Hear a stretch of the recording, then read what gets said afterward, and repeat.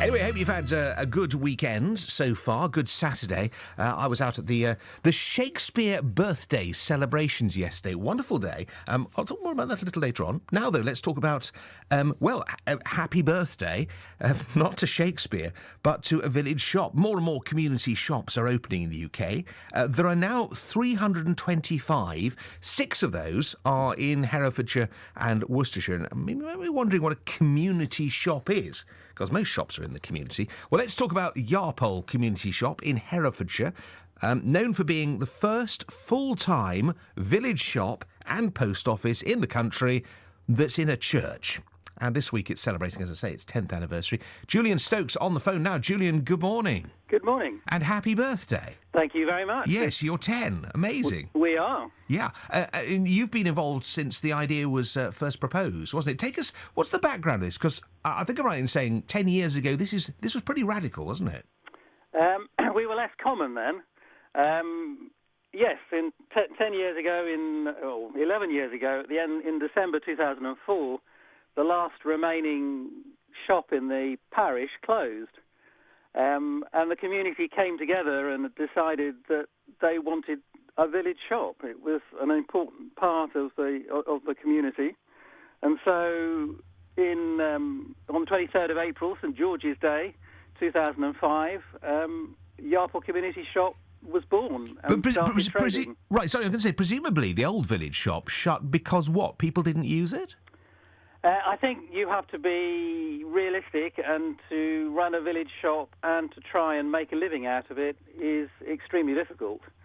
There is a lot of competition, and certainly if we had to live off the proceeds of the community shop, it would be very lean. Ah, so that's really the difference, is it, between your standard model of shop in a village, which is tough unless people support it, and what you did. So what was your plan? How did you pull this together? Well, when you start, you have no money. So the first thing we needed to do was to raise enough enthusiasm, and something like 250 people bought £10 non-redeemable shares in the shop. So that gave the initial committee a fund base so that the shop could buy stock. It could buy furniture, because obviously you've got to fit it out. And we initially opened in a porter cabin. All right. Situated in the grounds of the Bell, the village pub.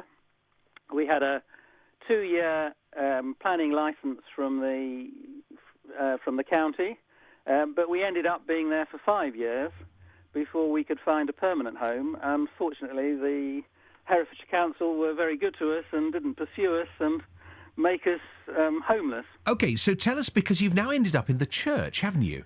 Yeah. I mean, you've got the shop, the post office and everything inside a church. Now, I've not seen this, so I don't know how this is working.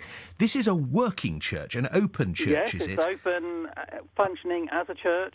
Well, where do you have your post office and everything? The shop and the post office are in the back of the church. You come into the church and to go to the shop or to go to the religious part of the church. And the post office is a proper post office. It's got all the sort of security screens up and everything, has it? No, it's much more open. We're a small rural village.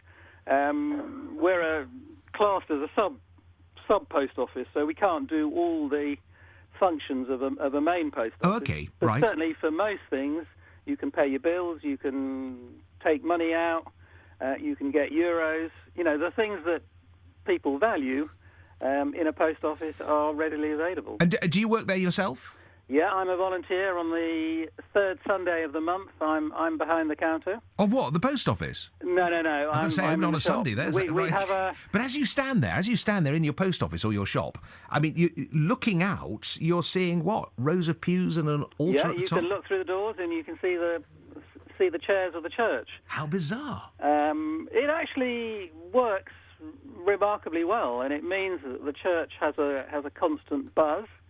Clearly, if there is a service or a wedding or a funeral, and that is in shop hours, then the shop will close. Oh, you're missing a trick there. You could be selling confetti and all sorts. Well, we open up afterwards. So if the guests from the wedding want to come before or afterwards, we're more than welcome to have them in the shop. Fantastic. Okay, so 10 years. Looking over those 10 years, is there a high point of the decade?